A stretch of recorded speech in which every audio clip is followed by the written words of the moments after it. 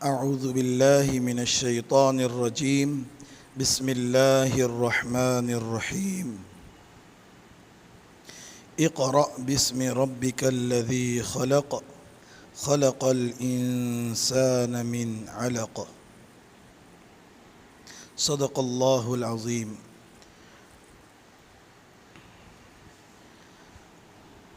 عزیز طلباء و طالبات، الحمدللہ ہمارا عربی کا پہلا سبق اختتام پذیر ہوا اور آج ہم آپ کی خدمت میں دوسرا سبق لے کر حاضر ہوئے ہیں۔ دوسرے سبق کا نام ہے الغنی والفقیر۔ غنی کہتے ہیں مالدار کو اور فقیر کہتے ہیں اس شخص کو جس کے پاس دنیاوی اعتبار سے اور ظاہری طور پر کامیابی کے کوئی اسباب نہ ہو۔ اس سبق کے اندر نصیحت کی باتیں بتائی گئی ہے۔ دو مختلف قسم کے قصے بیان کیے گئے ہیں۔ ان قصوں سے ہمیں کچھ نصیحتیں ملتی ہے۔ ان نصیحتوں پر ہمیں بھی عمل کرنا چاہیے۔ کچھ اشارات ہے جسے اب ہم ہماری روزمرہ کی زندگی میں عمل کریں تو کامیابی کے راستے پر ہم چل سکتے ہیں۔ الغنی والفقیر یہ سبق کا عنوان ہے، اور اس کے بعد ایک پیراگراف کے اندر چھوٹا سا قصہ نقل کیا ہے صاحب کتاب نے، اور اس قصے کے بعد دوسرا ایک عنوان اسی سبق کے اندر دیا گیا ہے، العدل اساس الملکی۔ اس کا مطلب اور ترجمہ انشاءاللہ سبق کی عبارت اور اس کا ترجمہ جب حل کروایا جائے گا اس وقت بتایا جائے گا۔ پہلا ہمارا سبق کا عنوان ہے، اور اس کے ماتحت جو مختلف نصیحتوں کے ساتھ ایک چھوٹی سی حکایت بیان کی گئی ہے، اسے ہم سمجھ لیتے ہیں۔ حکایت کچھ اس طرح ہے کہ ایک شخص نے ایک شخص کو دوسرے شخص کو دیکھا کہ وہ اپنے پیٹ کے اوپر ہاتھ رکھ کر گویا کہ یہ ظاہر کر رہا ہے کہ اسے پیٹ میں تکلیف ہے۔ پوچھنے پر معلوم ہوتا ہے کہ وہ 2 دن سے بھوکا ہے۔ پھر وہی پہلے والا شخص اپنے دوست کی ملاقات کے لیے جاتا ہے، اور جب وہ اپنے دوست کو دیکھتا ہے تو اس کا دوست بھی اپنے پیٹ کے اوپر ہاتھ رکھے بیٹھا ہوتا ہے۔ تو اسے تعجب ہوتا ہے کہ ایک فقیر کو میں نے دیکھا کہ وہ بھوک کی وجہ سے اپنے پیٹ کے اوپر ہاتھ رکھے بیٹھا تھا اور اپنی پریشانی کا اظہار کر رہا تھا۔ یہ میرا دوست تو مالدار ہے، آسودہ ہے، اس کے باوجود یہ کیوں پیٹ پر ہاتھ رکھ کر پریشان ہے؟ پوچھنے پر معلوم ہوا، دوست نے بتایا کہ میں نے کھانا زیادہ کھا لیا تھا، اس وجہ سے مجھے پیٹ میں تکلیف ہو رہی ہے۔ تو قصہ نقل کرنے والا شخص کہتا ہے کہ کیا عجیب بات ہے کہ ایک اپنے پیٹ پر ہاتھ رکھے ہوئے ہے اس وجہ سے کہ اسے کھانا نہیں ملا، اور دوسرا اپنے پیٹ پر ہاتھ رکھے ہوئے ہیں اور وجہ اس کی یہ ہے کہ اس نے زیادہ کھانا کھا لیا ہے۔ کیا اگر اچھا ہوتا کہ زیادہ کھانے والا اگر اپنا کھانے سے زائد حصہ اس غریب کو دے دیتا تو دونوں اس تکلیف سے باہر آ جاتے۔ اس طرح کا یہ قصہ ہے۔ انشاءاللہ عبارت حل کریں گے اور ترجمہ اس کا ہم لکھیں گے اور پڑھیں گے، اس وقت بہت آسانی کے ساتھ آپ سمجھ جاؤ گے۔ اور اس کے بعد والی حکایت بھی ہے، وہ بھی بہت شاندار ہے، نصیحت والی حکایت ہے۔ انشاءاللہ اس وقت پر اسے بھی پیش کیا جائے گا۔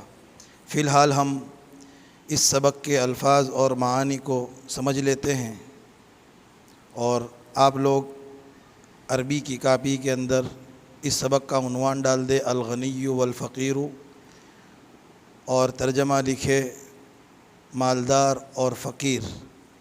اس کے بعد ابھی آپ کے سامنے الفاظ کے معانی پیش کیے جا رہے ہیں، ان الفاظ کے معانی کو بھی آپ ترتیب کے ساتھ اپنی کاپی کے اندر درج کر لیں۔ اس سے پہلے آخری سبق کے اندر آپ کو بتایا تھا کہ آپ اپنا ہوم ورک کر کے مجھے پرستل کے اندر اس کا فوٹو بھیجے، لیکن ایک طالبہ کے علاوہ کسی نے نہیں بھیجا۔ تو ایسی عدم وصولی نہ کریں، پڑھنے پر دھیان دیں۔ آج ہمیں اگر کسی میدان میں آگے بڑھنا ہے تو اس کے لیے ہمارے تعلیمی معیار کا مضبوط ہونا ضروری ہے، کیونکہ اگر تعلیم حاصل نہیں کی اور تعلیم حاصل نہ کرنے والے کو جاہل کہا جاتا ہے، اور کتابوں میں لکھا ہے کہ انسان چاہے زمین پر چل پھر رہا ہو لیکن اگر اس کے پاس علم نہیں ہے تو گویا کہ وہ ایک زندہ لاش ہے، اس کے اندر روح نہیں ہے۔ اس لیے ہمیں ضروری ہے کہ اپنی زندگی کے اندر علم کو خوب دل لگی سے اور خوشی کے ساتھ حاصل کریں۔ انشاءاللہ امید ہے کہ آپ اس پر عمل کریں گے، اور جو پچھلا سبق گزرا ہے اور اس کا لیسن ابھی تک کمپلیٹ کر کے کسی نے نہیں بھیجا، وہ لیسن بھی آپ جلد از جلد ویڈیو سے دیکھ کر کمپلیٹ کر لیں اور مجھے پرسنل میں بھیج دیں، کیونکہ جس وقت اسکول شروع ہوگی اور آپ لوگ اسکول میں تشریف لاؤ گے، اس وقت پچھلے اسباق کو دوبارہ ریپیٹ نہیں کیا جائے گا، بلکہ جہاں سے باقی ہے وہیں سے شروع کر دیا جائے گا، اور جو اسباق آن لائن پڑھائے گئے ہیں ان اسباق کو یہاں پر صرف چیک کیا جائے گا کاپی کے اندر، اس کو دوبارہ پڑھایا نہیں جائے گا۔ اگر دوبارہ پڑھایا جانے کا اگر ہم نظام بناتے ہیں تو اس میں بہت وقت ضائع ہوگا اور ہم کتاب بھی مکمل نہیں کر پائیں گے، ہمارا نصاب مکمل نہیں ہو پائے گا۔ اس لیے آپ سے عاجزانہ مؤدبانہ درخواست ہے کہ آپ پچھلے سبق کو اپنی کاپی میں لکھ لیں، اور لکھنے کے بعد مجھے واٹس ایپ پر اسے بھیج دیں، تاکہ مجھے اطمینان ہو جائے کہ ہمارے طلباء و طالبات گھر بیٹھ کر بھی اپنا کام کر رہے ہیں اور دل لگا کر پڑھ رہے ہیں۔ مجھے امید ہے کہ آپ انشاءاللہ میری اس حسن ظن کو باقی رکھیں گے اور لیسن کر کے میرے دل کو خوش کریں گے۔ کہا جاتا ہے کہ جو اپنے بڑوں کو خوش کرتا ہے اللہ تعالیٰ اس سے خوش ہوتا ہے۔ اللہ تعالیٰ کی خوشنودی حاصل کرنے کے لیے ہم آپ کو ایک خیر کی طرف دعوت دیتے ہیں، اور اس خیر کے اندر آپ عمل کریں، اور پچھلا جو سبق کسی وجہ سے آپ نہیں کر پائے ہیں اسے مکمل کریں اور مجھے پرسنل میں بھیج دیں، تاکہ میں مطمئن ہو جاؤں اور مجھے یہ اطمینان ہو کہ ہمارے بچے الحمدللہ گھر پر بیٹھ کر بھی پڑھ رہے ہیں۔ بہرحال اب ہم اس سبق کے الفاظ کے معانی کی طرف چلتے ہیں۔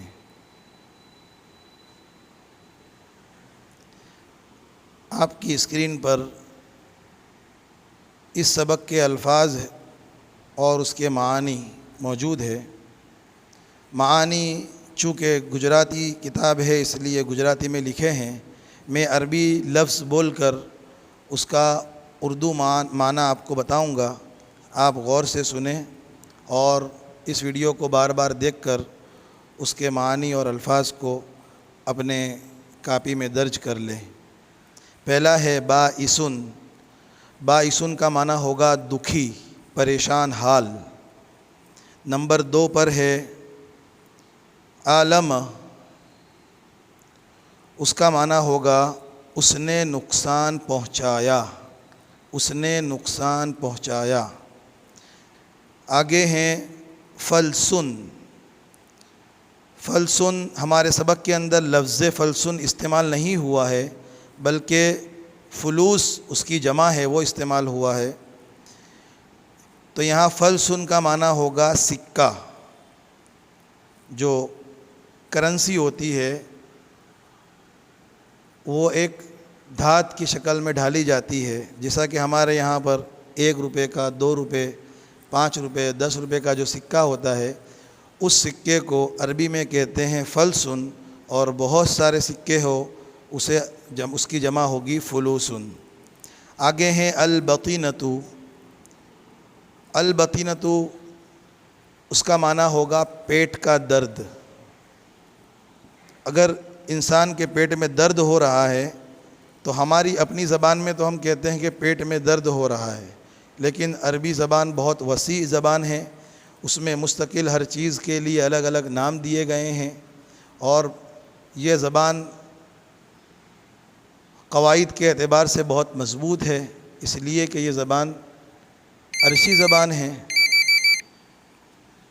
اس لیے اس کے اندر ہر چیز کے لیے مستقل الفاظ بنائے گئے ہیں۔ البطینتو کا ترجمہ ہوگا پیٹ کا درد۔ تعلم، تعلم کا ترجمہ ہوگا اس نے تکلیف اٹھائی۔ تعلم کا ترجمہ ہوگا اس نے تکلیف اٹھائی۔ آگے ہیں سقمن۔ سقمن کا معنی ہوگا بیماری، چاہے کسی بھی قسم کی بیماری ہو اسے کہیں گے سقمن۔ آگے ہیں غصب۔ غصب کا معنی ہوگا اس نے چھین لیا یا اس نے ناجائز طور پر قبضہ کر لیا۔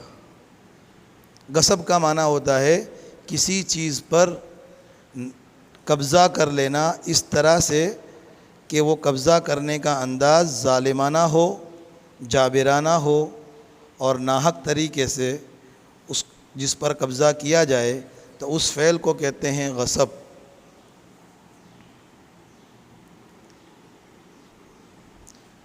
آگے ہیں علمن، اس کا معنی ہے تکلیف۔ علمن کا معنی ہے تکلیف۔ آگے ہے یؤلم، معنی ہوگا وہ تکلیف پہنچاتا ہے۔ یہ مضارع کا صیغہ ہے جس میں ترجمہ حال کا ہوگا کہ وہ تکلیف پہنچاتا ہے۔ ثریٌ، ثریٌ کا معنی ہے خوشحال، مالدار، آسودہ، یعنی ہر وہ شخص جس کے پاس دنیاوی اعتبار سے مال و دولت ہو اور عیش و آرام کا تمام اسباب موجود ہو اسے کہیں گے ثریٌ۔ آگے ہے اثار، معنی ہوگا اس نے ابھارا، کسی کو کسی کام کے لیے ابھارنا، جوش دلانا، اسے عربی میں کہیں گے اثار، یعنی اثار زید حامدن، کہ بھئی زید نے حامد کو ابھارا۔ آگے ہے شدتن، معنی ہوگا سخت۔ آگے ہے اساسن، معنی ہوگا بنیاد، پایا۔ والن، گورنر، گورنر کو عربی میں کہیں گے والن۔ ضیعۃن، جاگیر، ملکت، زمین، بہت سا مال و اسباب جو ہو اسے کہیں گے ضیعۃن۔ ترعرع، وہ بڑا ہوا. ترعرع کا معنی ہوگا وہ بڑا ہوا. نازلۃ مصیبت، نازلۃ مصیبت تکلیف. عزلہ اس نے اسے برطرف کر دیا یعنی عہدے سے ہٹا دیا. عزلہ اس نے اسے عہدے سے ہٹا دیا، برطرف کر دیا. آگے ہے ہمن. ہمن کہیں گے غم، تکلیف، پریشانی، اسے کہیں گے ہمن. کہ دعاؤں کے اندر بھی آتا ہے اللہم انی اعوذ بک من الہم، تو وہ مراد ہے غم اور تکلیف. ازداد معنی ہوگا زیادتی ہوئی، کسی چیز میں زیادتی ہوگی تو کہیں گے ازداد، زیادتی ہوئی. قضا معنی ہوگا اس نے فیصلہ کیا. قضا یعنی اس نے فیصلہ کیا. آج کے لیے اتنا سبق ہمارا کافی ہے. آپ اس سبق کو غور سے سنیں اور الفاظ کے معانی آپ کی اسکرین پر عربی اور گجراتی میں موجود ہے الفاظ اور معانی، لیکن میں نے ہر لفظ کا اردو معنی بتا دیا ہے. آپ اس اعتبار سے اسے اپنی کاپی میں لکھ لیں اور ہو سکے تو ان الفاظ معانی کو لکھ کر فوراً ہی مجھے واٹس ایپ کے اوپر میرے نمبر پر بھیج دیں. امید ہے کہ آپ انشاءاللہ یہ کام جلد از جلد پورا کریں گے. آج کے لیے اتنا سبق کافی ہے. السلام علیکم ورحمۃ اللہ وبرکاتہ.